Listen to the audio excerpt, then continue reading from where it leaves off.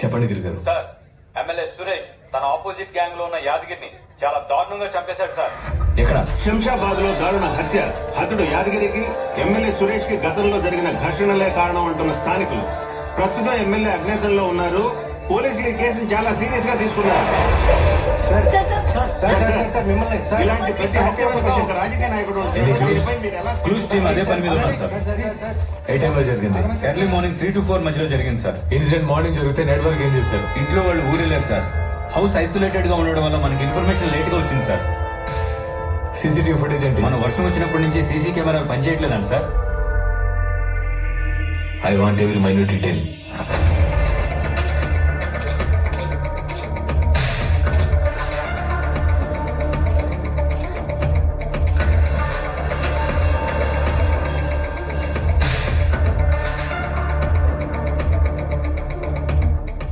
Counter firing జరిగింది.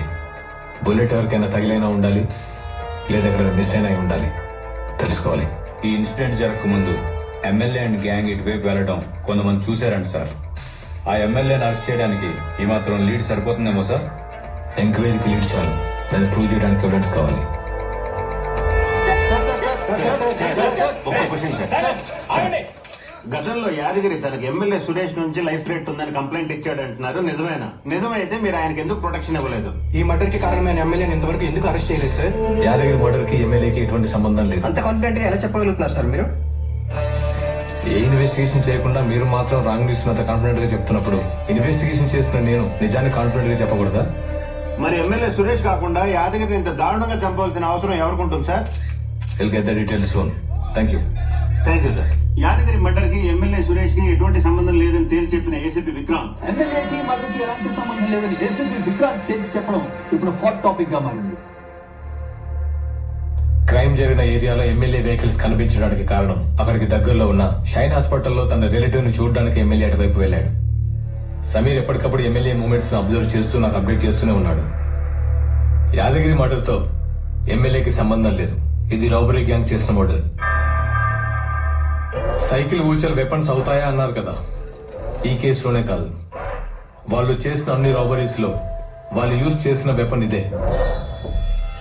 సన్నగా sharp గా ఉండి సౌండ్ చేయకుండా అటాక్ చేయొచ్చు. ఊచలు గుచ్చుకుంటే ఇంజూరీ అవుతారు గాని చనిపోతారా సార్? సబిరా ఓడారం. దీన్ని సూసైడ్ ఆర్ మర్డర్ ట్రీ అని కూడా అంటారు. ఈ చెట్టు నుండి వచ్చే ఫ్లూయిడ్ ని షార్ప్ గా ఉండే ఊచలకు అప్లై చేసి అటాక్ చేస్తే దాంట్లో ఉండే సబరిన్ డైరెక్ట్ గా బ్లడ్ స్ట్రీమ్ లో కలిసి కొద్దిసేపట్లోనే హార్ట్ అటాక్ వచ్చి చనిపోతారు. ముఖ్యంగా దీన్ని అడవుల్లో జంతువులను వేటాడడానికి యూజ్ చేసేవారు. యాదగిరి ఫోరెన్సిక్ రిపోర్ట్ కూడా చూసిన తర్వాత దీన్ని కన్ఫర్మ్ చేసుకున్నాను. ఇంకొక ఇంపార్టెంట్ క్లూ, రాధిస్క్ బీడి. ఇది ఒడిశాలో మాత్రమే దొరుకుతుంది. దీన్ని వేరే స్టేట్స్ లో అమ్మడానికి పర్మిట్ లేదు. అంటే ఆ గ్యాంగ్ ఒడిశా నుంచి వచ్చిందంటారా? అయి ఉండొచ్చు. ఆ డౌట్ తోనే ఒడిశా పోలీసుల్ని కాంటాక్ట్ చేశాను. బట్ అక్కడ ఇలాంటి రాబరీస్ జరిగినట్టు ఏ ఇన్ఫర్మేషన్ లేదు. రాబరీ జరిగిన డేట్స్ జూలై 21, ఆగస్ట్ 20, సెప్టెంబర్ 19. అంటే ప్రతి రాబరీకి ఒక మాసం గ్యాప్ తీసుకుంటున్నారు. రెస్ట్ తీసుకుని ప్లాన్ చేస్తున్నారేమో సార్. అమావాస్య. They have an identity. అమావాస్య రోజే దొంగతనం చేస్తున్నారు. హ్యాండ్ మేడ్ వెపన్స్ యూజ్ చేస్తున్నారు. అడవుల్లో దొరికే పాయిజన్ వాడుతున్నారు. బంగారం మాత్రమే దోచుకెళ్తున్నారు. దొంగతనానికి వచ్చిన వాళ్ళు మొత్తం దోచుకెళ్తారు కదా సార్? నో, వాళ్ళ టార్గెట్ ఓన్లీ గోల్డ్. ఇక్కడ బీరువాల క్యాష్ అలాగే ఉంది. కానీ ఇక్కడ ఆవిడ ముక్కుకున్న ముక్కు పుడకను కూడా వదలలేదు. బట్ యాదగిరి మర్డర్ ఇన్సిడెంట్ లో అసలు దొంగతనమే జరగలేదు కదా సార్? అవును, వాళ్ళు యాదగిరి చేతిలో వెపన్ ఎక్స్పెక్ట్ చేస్తున్నారు. అతను షూట్ చేయడం స్టార్ట్ చేసేసరికి అతన్ని చంపి పారిపోయి ఉంటారు. అందుకే అక్కడ రాబరీ జరగలేదు.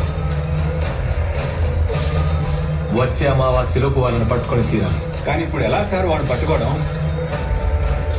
రివర్స్